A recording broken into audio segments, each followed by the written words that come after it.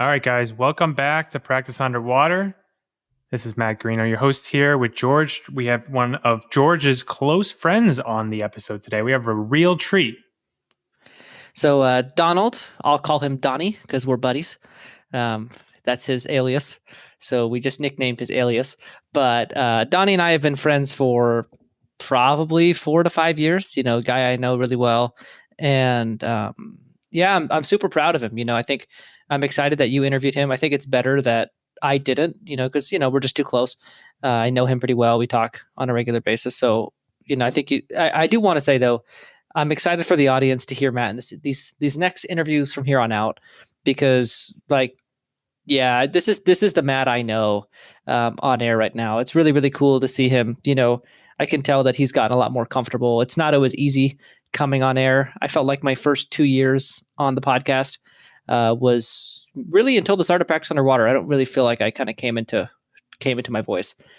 So like it's hard sometimes getting on air and finding your voice. And so I feel like you really nailed this interview and the next one. So I was super impressed. Wow, that's nice to say, George. Thank you. Yeah, I mean it's coming more natural. I can feel it. You're less in your own head. You're more just kind of going with your gut, going with your instincts. I hope that comes through to the audience as well. If you guys have any feedback for me, please send it my way. All right, we'll get into the interview. I think you guys really enjoy this one. So here's our interview with Dr. Donald. Real doc, fake name, Donald. All right, guys, welcome back to Practice Underwater. We have a very special guest today, another fake name, real doc, although I can't see him, so I can't totally confirm it's a real doc, but I think it is. His name is Donald. Donald, how are we doing today? Doing great, Matt. How are you? Good, thank you. Really appreciate you being on the show. Why don't you tell everyone a little bit of background about yourself?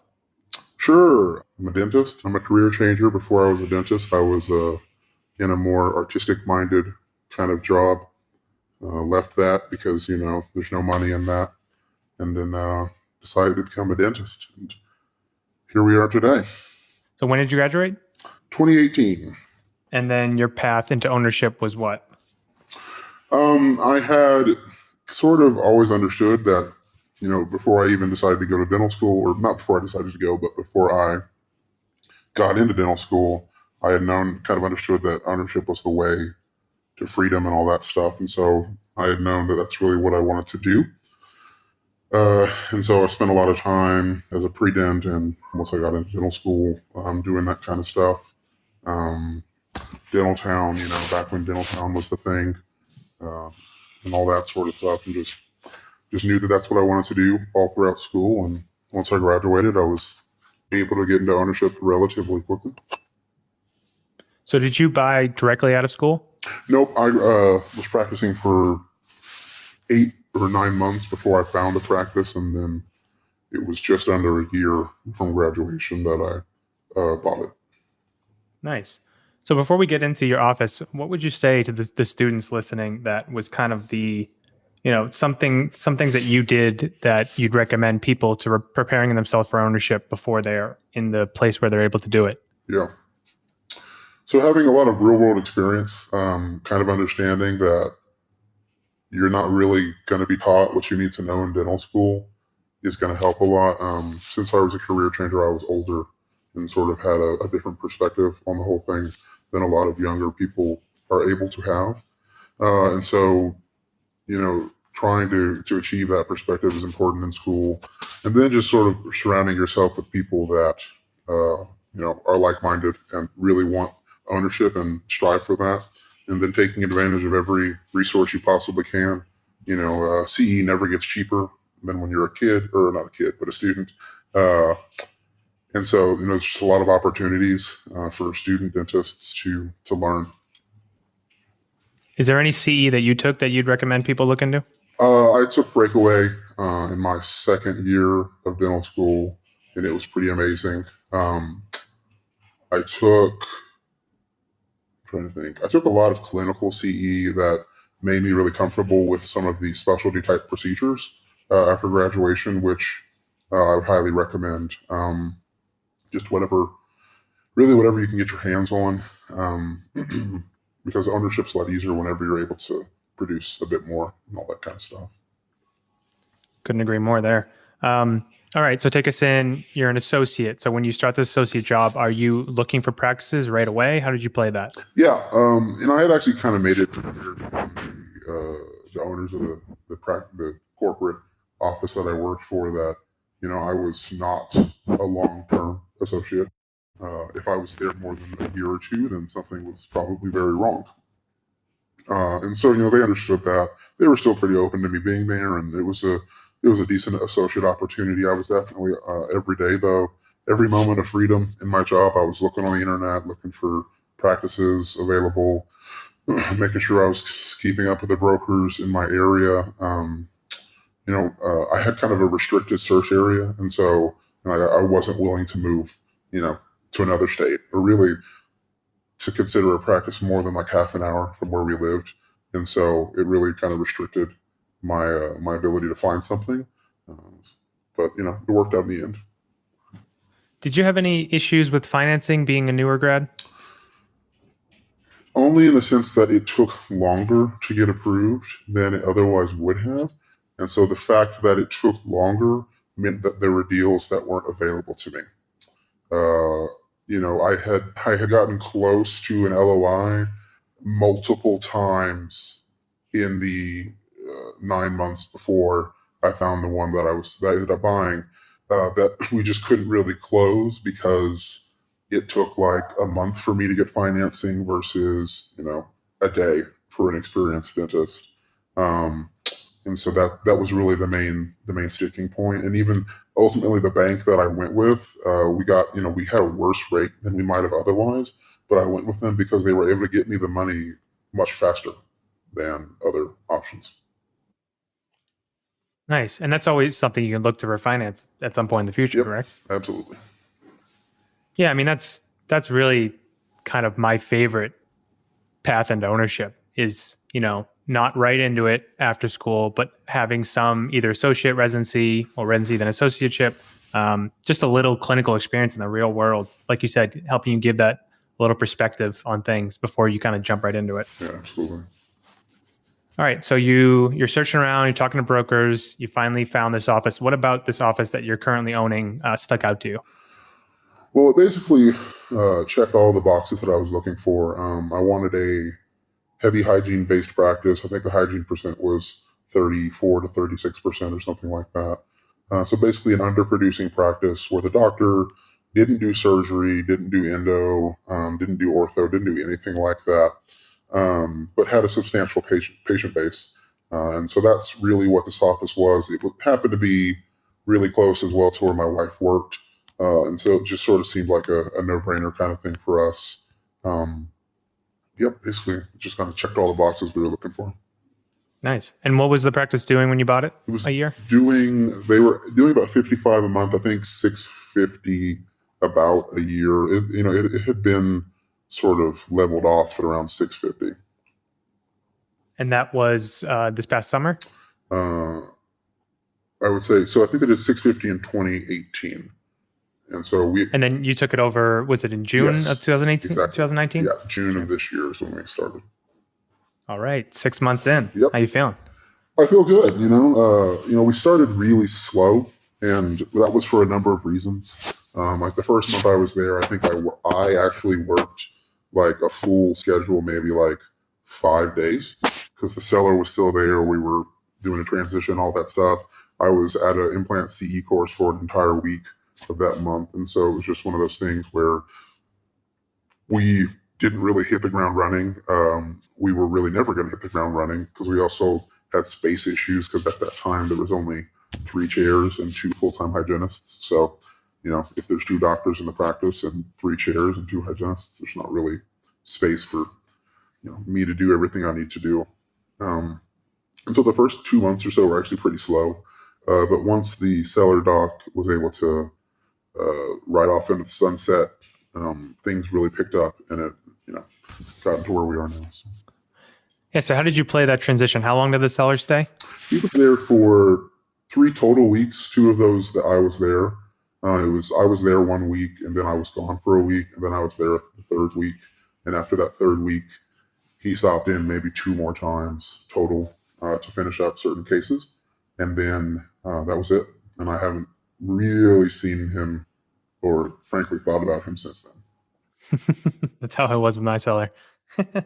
People ask about him sometimes, and I'm like, "Oh yeah, that guy. Yeah. Oh, yeah, he's doing okay, I think." Yeah, I wouldn't know. Yeah, I would not know.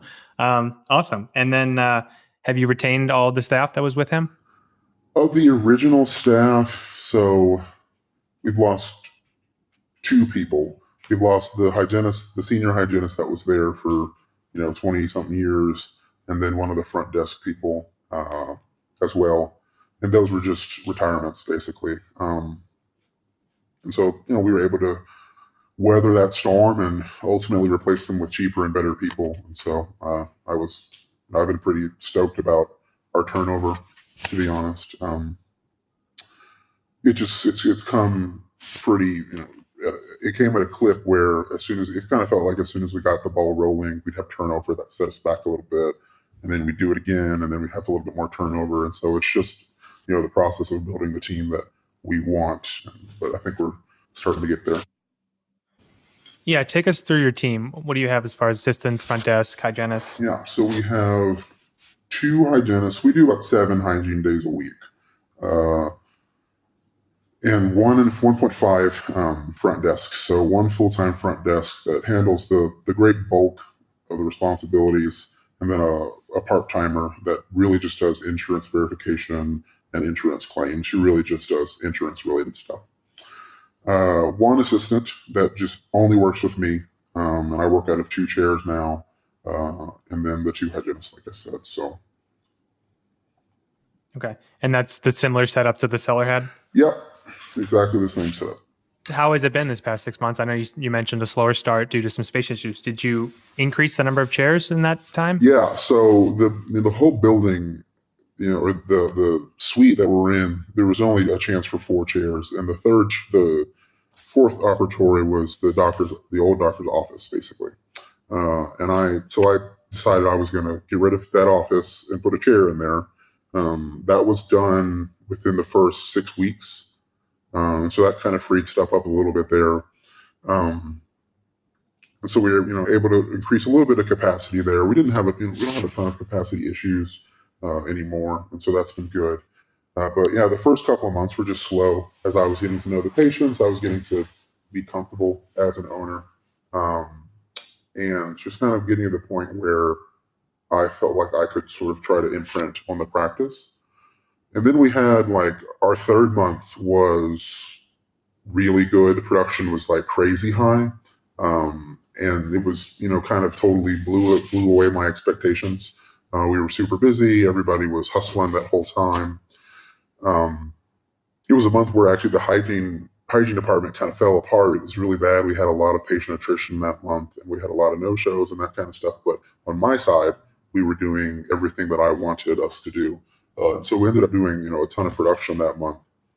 And so that went really well. And since then, it's come back. It's come back a little bit, but it's been consistently, 15 to 30%, just depending on the month, higher than the prior years were. Nice. So they were doing about 55. Now you're doing 65, 70 tops kind of range? Yep. And that peak month we did, I think 87, 88 or something like that. Mm-hmm. So that one went really well, but yeah, it's about right. So what do you attribute that little jump to? A few things. Definitely expanded procedure base. Initially, I would say for the first 4 months, we didn't do any perio. The prior office, in 2018, they did 6 quads of perio total. And so, initially we weren't really stressing perio at all either, but we've started to do that a lot lately, and that's helped with hygiene. All of my treatment comes out of hygiene because the office doesn't really get a ton of new patients. The location isn't great for that. And then the demographics aren't great for that. We're surrounded by a number of corporate offices that compete for similar things and that kind of stuff. So a lot of our growth has to be internal and that kind of thing. But my willingness to do expanded procedures, the old doc didn't do any surgery, no bone grafts, no implants, nothing like that. Wouldn't take a tooth out unless it was flapping in the wind kind of thing. Same thing with endo. He just had no interest in that. And I really like molar endo and that kind of stuff. And so, my willingness to do more, that plus me being a lot faster than the old doc. He used to schedule like an hour for a filling, and that's crazy. So It's almost like you guys both aren't. It's like, can he really call himself a dentist if he's just doing like fillings? I don't know. It always baffles me when I hear sellers just doing the normal basic stuff. Yeah, I mean, if he was happy, that's all we can ask for in life. I'm not going to begrudge him that because it's helps me a lot. So. Before we get back to the episode, I wanted to take a minute and thank Practice by Numbers. Without their help and allowing us to set up the Shared Practices dashboard, a lot of what we do on Practice Underwater wouldn't be possible. I want to take a minute and highlight a clip from the episode that we did with Rohit, where we highlighted some of the metrics that really matter most. You cannot look at them just by themselves. You have to look at a few other things together with it. But the most important number any practice right off the bat should look at is patient acceptance. And the difference between treatment acceptance and patient acceptance is treatment acceptance is the amount of dollars that were accepted. For example, if you presented $100,000 worth of treatment, how much of that has been accepted, meaning scheduled or completed? Okay, so in this particular example, if 100,000 was presented, 55,000 was accepted, or either scheduled or completed. But the second part is 72%, which is the patient acceptance. What this means is that if you presented $100,000 worth of treatment to 100 patients, meaning $1,000 per patient, 72 of those patients scheduled some aspect of that treatment. Looking at patient acceptance is the absolute best way to go. I hope you guys enjoyed that clip. If you guys are interested in trying out Practice by Numbers and looking at your practice through the Shared Practices dashboard, and there are many other dashboards, you can go to practicebynumbers.com and set up a free trial. So how has it been? You're adding in a lot of procedures. You have the one assistant. Do you feel hamstrung at all just having one in the back with you? Absolutely. Yeah. So we're actually in the process of hiring another assistant because today was like a perfect example where me and the assistant were basically running around just trying to, there was a point where we had, there was one patient in hygiene and 3 chairs for me and the assistant, and they were all full of patients. And we were just kind of running with our heads cut off kind of thing, trying to, juggle all these balls and get everything done well, but also quickly. And so definitely need to expand in that respect. Yeah, I kind of feel like one doctor needs 2 assistants, or else you're doing a lot of assistant duties yourself. And like you said, having days like today where you're running around and not actually being productive, just like doing things at the office that some other employee could easily do. Yep. All right. So you're at the 65 a month when you bought it, or 55, and you're up to 65. What is kind of the, let's say, 1 year vision for this office for you? Yeah. So I really want us to be at 84 a month. In the next 6 months. We've shown the potential to do that. And I know that we're not going to get there without external growth. I know that without new patients and, patient reactivation, all that kind of stuff, we're not going to get to the point that I want to be. And so that's kind of where we're investing right now and trying to acquire more new patients and get our name out there. Our reputation has certainly grown, and it's getting to the point where, when I see patients on recall, they're talking about how much they enjoyed their last visit or they like the changes. We've gotten a lot of patients that have said they really appreciate the changes that we've made to kind of modernize the practice, which, we haven't done a ton, but we've just done enough to make it obvious that we're trying to, move things forwards. And so I know that we need more new patients. We need better conversion on the new patients that we have, because even the ones that we've gotten, I know that we are not closing those cases. We don't do a lot of, big cases. We do a lot of single tooth dentistry and all that kind of stuff. And I know that's not the way to success for us. And so just growing in that capacity. In that respect, I need to become a better treatment planner and a better case presenter and all that kind of stuff, because where we are right now is not where I want to be, but we certainly have the tools in place to get there. Nice. I'm glad you mentioned all that, because that was a lot of were my observations from the metrics, which we'll get to in the second part of this interview. But going back to some of the things you said there, the need for external growth, what have you done in the marketing realm to kind of impact the low new patients you have now? Yeah. So we've done some mailers and Google AdWords, and we've had decent success with that. We went from like 12 new patients a month to like 20, but that's not really where we want to be. We want to be more like 50, and so it's just not quite enough. Really, what I think one of the things we need to do is focus more internally, because we're not really asking enough for new patients from the existing patients we have. And, to some extent, I think like, well, every one of these patients, their whole family comes here. But I don't think that's like an actually productive mindset. I think that, everybody knows somebody that needs a dentist. And so we need to be doing that more. We've also really stressed Google and Google reviews. I've made it our goal to get, as many as we possibly can. I've incentivized the staff with that as well. And so we really like to ask for Google reviews, and we also use Swell for our automated software for that, and it's worked well. Nice. Yeah, I noticed you have 110 last I looked. Kudos to you. Thank you. All right, so you're currently still running the mailers? Yes. And that's through what company? MVP Mailhouse. Nice. What has been the response from that? It's been pretty good. It's one of those things where almost putting the cart before the horse, because I was in such a rush and had such a desire to get more new patients and do all these things that would get us patients, that I didn't spend enough time focusing on converting once we actually get that phone call. And so, it's, you're fighting with one hand tied behind your back if you're not actually closing all these cases that you present and all that stuff.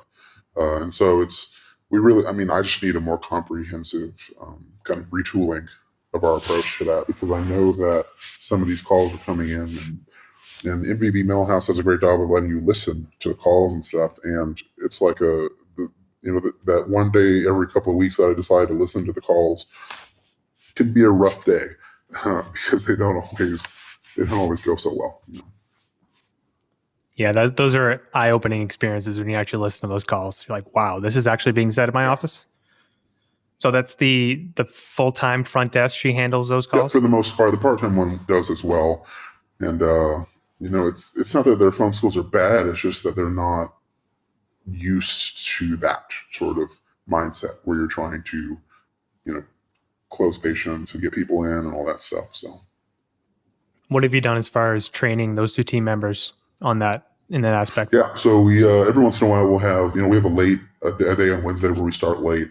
And so I'll have people come in early, and we kind of sit down and do some mock calls, just sort of talk through the acquisition process. I have some scripts all the way back from Breakaway from 4 years ago that I like, that I still use, that, we kind of talk through those, and not only just talking through them, but I really want them to understand why things are being said the way that they're said, kind of the purpose behind it.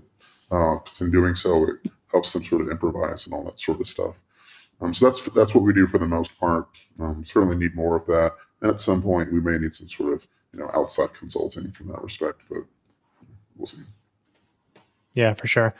You mentioned 20 a month. I'm not seeing that on your numbers. I'm seeing most months 6 to 14 tops. Yeah, with the new patients. What ends up happening is it depends on.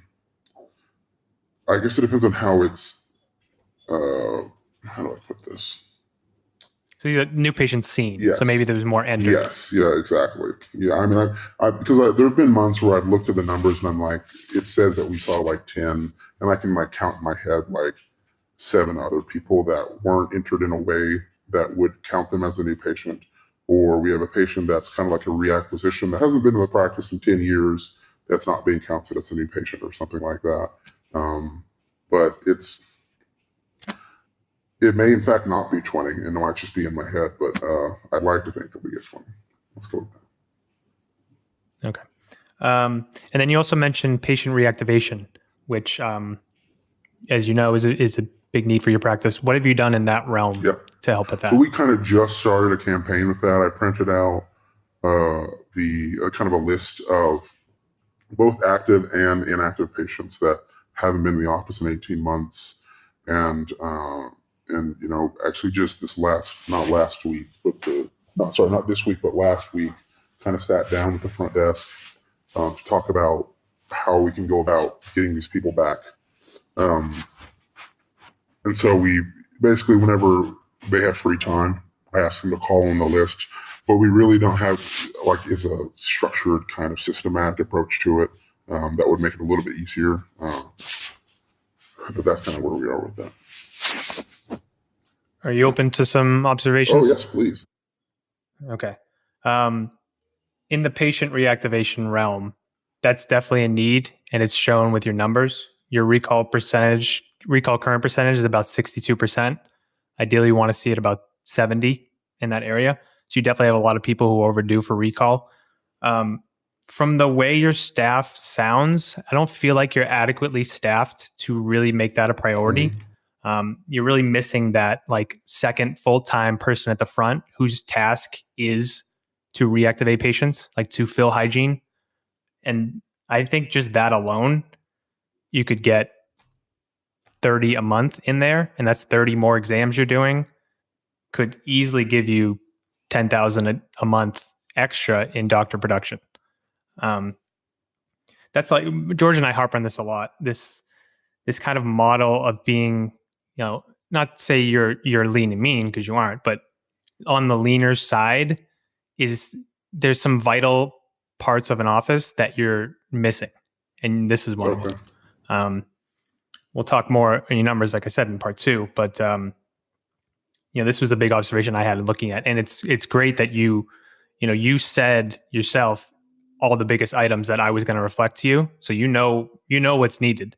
But I just see having someone who has the time tasked for this instead of just staff members who are in their free time doing it. Gotcha. I like to see at least 20 to 25 calls a day done every day. And then on the external side, I want to challenge you a little bit as far as your mindset of you can't get new patients outside of practice because of your location, or that the growth has to be internal. I don't think it does. I think you can grow internal and external. I don't think mailers are the answer. I've had a bad experience with them myself. I know a lot of people who also have had similarly, it's a high cost type of marketing. And I just don't, for a lot of communities, I don't know so much about yours, it doesn't seem to work so well.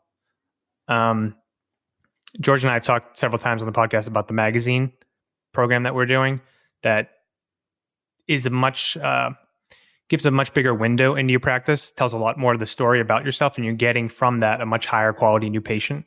That's something I would look to instead, or, the online presence. You mentioned you're doing the Google ads and you have the reviews, which is helping you rank better, your SEO. So I don't think you're just limited to internal. I agree. Yeah. Okay. And then, the numbers also reflect, like you said, when you're having new patients entered but not seen, and then when the new patients are being seen, they're leaving without pre-appointing. Like, for instance, in November, you saw 9 new patients at the office, 6 of them left without an appointment. Yep. So the problem is a couple-fold. It's the phone call, getting them scheduled, getting them to come in once they're scheduled, which several have not been. And then once they come in, you're not converting them into an active patient. Yep. Exactly that. So what do you think from those items you can what kind of action items can you take from that to kind of tune up those areas? Yeah. So I agree in the respect that so starting with the recall percentage, there's been many times that I feel understaffed, and I feel that I'm asking too much of the one full-time person we have, because she just doesn't have that many, there's only so many hours in the day. And so, the things that she does well, she does really well. And so when I ask her to do something in addition to that, I'm detracting from all the other things that she does well. The idea of having a second full-time person up front is one that I like a lot, because the current situation is not conducive for growth. There's no extra space, that kind of thing. And so, 20 to 25 calls a day absolutely is not something that we can do right now with our current staffing situation. And so that certainly needs to be addressed. With the growth, I agree that it can be both internal and external. And I didn't mean to imply that it had to be solely internal. My point there was that our internal growth, or our attempts at internal growth, could be better. We could be asking more consistently, giving people, referral cards, that kind of thing, just making it more intentional and that kind of stuff. With external, we're not getting a ton of response from the mailers. We're actually on our last mailing with it, and I don't really intend to continue it because we didn't, like you were saying, for the amount of money that we've spent on it, the ROI is absolutely just not there. And so there's certainly need to consider other avenues.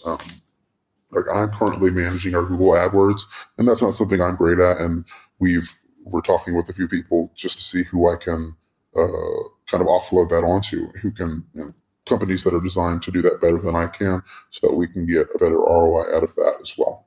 So. Yeah, I totally see that for you. Like someone to control your online presence, run your Google ads, run your SEO, optimize your website, that whole thing would be such a great, burden off your shoulders and also help you grow at the same time. Yep.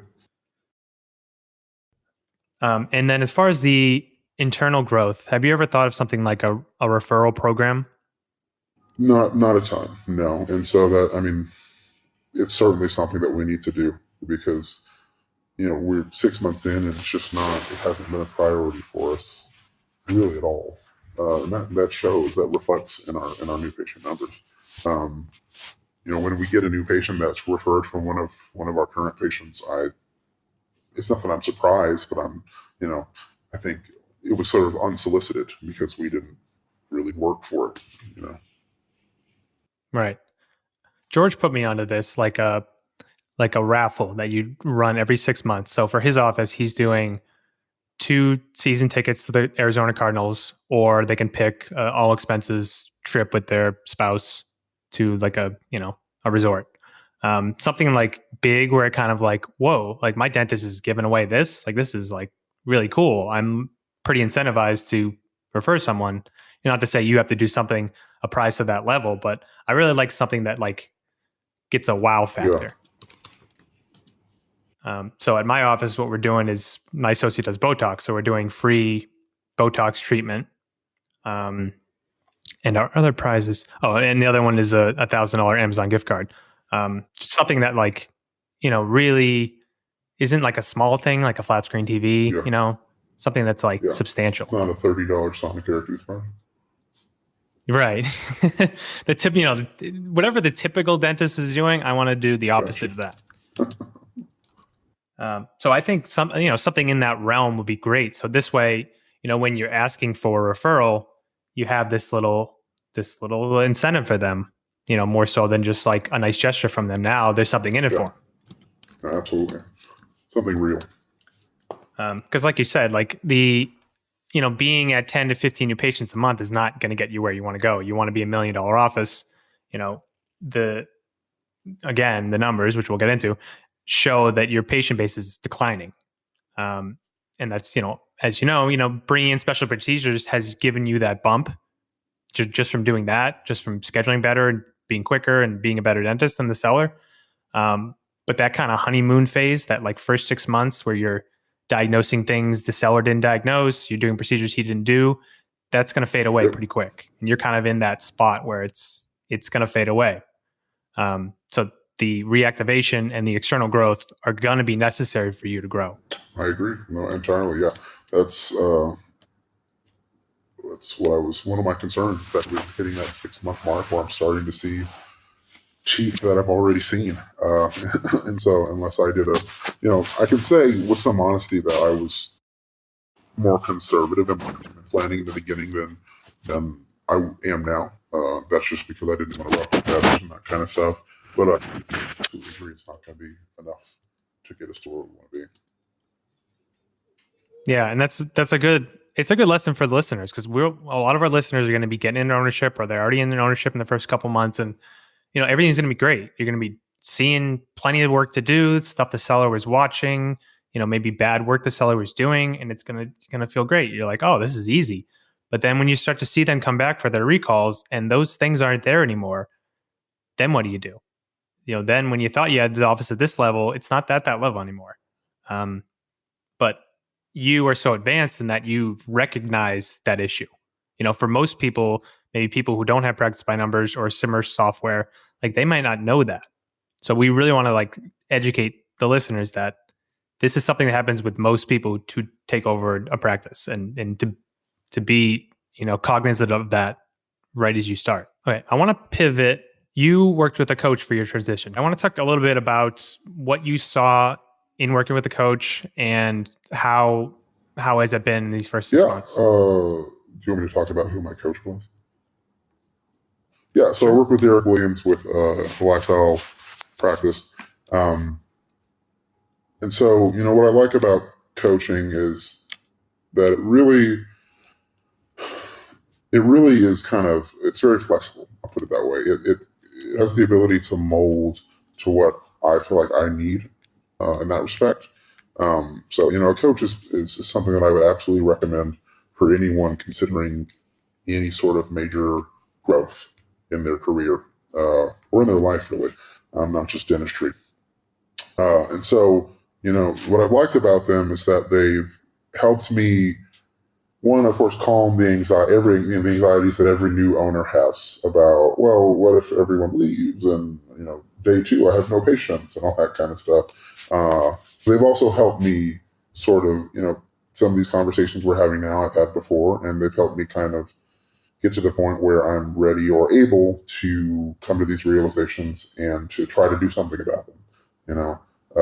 Having someone, one, to offer you advice, but two, that you can just sort of speak to about your concerns, or speak to about the things in your practice that you don't like, and then they have the relevant experience to help you kind of improve upon that, is something that I've found pretty invaluable.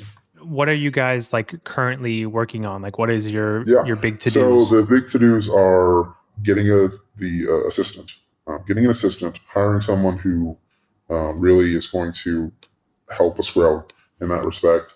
Another thing is kind of making the staff, how do I put this, more aware of the production-based mindset that I have, because, generally speaking, the last 6 months, I haven't exactly, told the staff, well, we're trying to do 5,000 a day or something like that, or really explain to them what our increased production can mean to them in terms of future production-based bonuses and all that kind of stuff.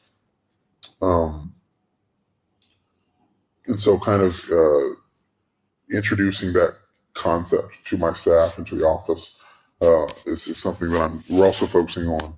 The other thing is me increasing the amount of training and basically kind of non-clinical time that I spend in the office, trying to make the staff who I want them to be, because it's not something that just happens, and no matter how much I want it just to happen, and on days like today where I wish everything was just better than it is, that's just not how it works. It takes work from everybody, but it takes training. And if they don't really know what I want, and they don't know how I want it, there's nothing they can do to get that. And so that's kind of the main things we're focusing on. And is this patient flow issue something you're focusing on as well? Oh, yeah, absolutely. Good. All right. Well, thank you for sharing that. So we'll end part 1 here, and we'll come back next week where we're going to dive into the practice by numbers metrics for November. So we'll see everyone next week. All right, guys, I hope you enjoyed that interview. I know George was just commending me on my ability to somehow replicate his voice, his tonality, the words he uses. It's like a mirror, he said. So, George, I appreciate it. You're welcome on that great impression interview. I gotta say, Matt, that might have been the worst imitation of me I've Wow. ever heard in my life. He was like, for weeks, he's like, "Oh, wait till you hear my next interview. I'm totally gonna roast you," and it was just the most like fall on. Like, did anybody laugh? I doubt it. Like that wasn't even funny. I Wow. just rolled my eyes. I'm like that's not even good. I think I you're a wouldn't little even. too close to it, George. All right, you need to step No, outside a little nope. bit. You're a little too Nobody close. laughed. Not a That was single person laughed at that. 100% spot on. That was not funny at Anyways, all. okay. So Aside from now, that, to be I know you have serious, some thoughts here. yeah. So it was cool listening to my buddy Donald, and to really, I think my thing was like, dude, I'm proud of him. Like his ability to, and he's early in ownership. His ability to just like really just outline in clarity what his situation is in its entirety, his issues, his like he understands his metrics. He clearly, I know he listens to Practice Underwater a lot and has learned a lot from our show. So you can really tell when you talk to him. He's just really bright. And he's just one of those people that, like this is a good example of somebody that is going to be successful. Like regardless of what happens in his life, he will be successful because of the attributes he has. And the one that really shined to me was his ability to just say, like, look, objectively speaking, you know how hard it is to like criticize yourself on air in front of thousands of dentists. And he's like, this is what's wrong with my practice. This is what I'm not doing. This is what we need to do better. This is what, like, wow, that really just jumped off the whatever to me. It was really, really impressive. Yeah, because it keeps your emotions out of it and allows for such clarity of thought and direction, and that you're not like taking things personal or beating yourself up. Like he's really got a good head above his shoulders. Like you said, 100% will be successful at this and whatever he does else in his life. It's rare we see someone that's so devoid of that like negative emotion. Most people we get on here were coaching through like not beating themselves up, not getting hard on themselves. He totally was above that and got elevation, which is going to be so helpful in growing his practice. And the defensiveness, like there's no defensiveness. Like you told him, like, you had 9 new patients and 3 of them, rescheduled, the rest didn't. He's like, yep. Like, just like, just 100% acceptance of his situation. That was really powerful. If anybody picked that up, like, or didn't, like, go back and listen to that and really try to notice it. It's worth it to really notice that. And I guess a downside of that is it does seem like he's trying to do a lot. And I've had periods of my ownership where I've done too much too fast. And I don't know Donald's situation. Obviously we're not coaching him, so I don't know his situation that well. But I feel like you're at risk of overwhelming your staff by putting too much on their shoulders at one time and not emphasizing any particular thing. And so I guess my piece of advice to him would be like, really maybe write down internally, like before you go talk to a team member, evaluate, is this something I want to emphasize right now? Is it on my priority list? Is it high enough that it's worth making the point about it right now? Or can I do that later when they might have their more, like, they're kind of settled into all the other things I'm asking them to do? So I think that was the one thing that from that ability to like fully understand your issue, it's sometimes hard to target 1 or 2 things to focus on at any given time. So I think that would be kind of the downside of that, I think I picked up on. And looking at my situation, early in ownership, I was definitely too all over the place. And then I've kind of tamed as I've been longer in ownership. Yeah. I mean, is there like a formula at all? Like that you go, like, how do you know you've reached that point where you are putting too much in your staff as someone like you, such a visionary, so many ideas? Like, how do you reel yourself in those moments? Well, I'm currently sitting on something right now. Like I feel like I have something really big I want to bring to my office manager, and I'm not, because I can just feel her overwhelmed. Like you can kind of tell when your staff is like complacent and you're like, okay, they're ready for something else. But if they're like still kind of excited and working on something and like asking you questions about some things, and that's not the time to bring them a new skill. That's the time to help them harbor the skill they're currently working on. A hygienist of mine and I were, we're doing a lot of training on blocks. So like that's something that we're actively doing. And so that's not the time for me to teach her Akinosi. It's like we're working on the regular block, get that one down. So it's just in general, trying to get that. I think it's always good to have a pulse of each team member at any given moment. Like how stressed out are they at this time in life, in the practice, and can they handle something else or not? And I would try to have a good feel for that at all moments. Yeah, that's a great point. And something you should mention to him off air. I'm sure he'll listen, That's true. Yeah. Who doesn't listen to their own episode? And I think the one last point was, so like, I think you'd always try to find that mix between like keeping your staff costs under control, but also being appropriately staffed to grow. And they're two conflicting ideas. And, his like in so many ways, him not having an additional front desk person full time affects him. It's like that whole patient flow problem. It's like really a front desk understaffing problem. Like the ensuring that patients are reappointed, ensuring that we're following up with our overdue recare base. Like these are all ways to like, those first 6 months you're really enjoying it, and you're supposed to use that extra cash from those 6 months to build sustainability. And the sustainable piece, and I love how you emphasize that in the episode, is getting that second front desk person in place and to have them like high performing. Yeah, and I think this is a lot of value of this show is a lot of these things we're coming up to again and again, I haven't seen before. Like I haven't heard that second front desk is really like the patient flow person, and not having that is like really putting you in a bind especially if you're trying to grow. And he said his first front desk is a rock star with like collections, and like it sounds like they're a financial coordinator, but then they have like the other person's an insurance coordinator. So it's like they're almost having two people doing one person's position, and then nobody is really that patient, scheduling coordinator, like somebody in charge of filling the schedule. Somebody needs to be in charge of that. Yeah, and it's that sustainability piece that's really like what we believe in. One of our core three: profitable, simple, sustainable. I think is really like my favorite word of our three for this reason, because like a lot of people will just focus on diagnosis and treating more and doing more and more and more, but really that's not a sustainable pace to keep up. Whereas having a position like this of someone who's tasked with the patient flow will make your office more of a sustainable machine. And they pay for themselves with like one hygiene opening a day. Easy. If they fill one hygiene opening a day, they pay for themselves. But in his practice, we kind of determined that like, he can add $10,000 a month by having appropriate patient flow systems in place. And then, that more than pays for itself. Easy. Yeah.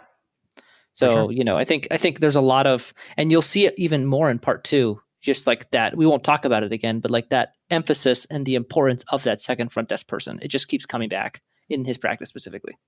Yeah. So, I mean, for listeners, I really hope that's one takeaway you take from our shows, is because we keep running up against it, and I haven't heard it anywhere else. I'm sure people do talk about it, but I don't know. I haven't heard it until really getting into practice underwater and seeing how it affects the practice, not having that. Yeah. George, anything else with this one? No, I think, it's sometimes hard when this show is kind of built to tear people down.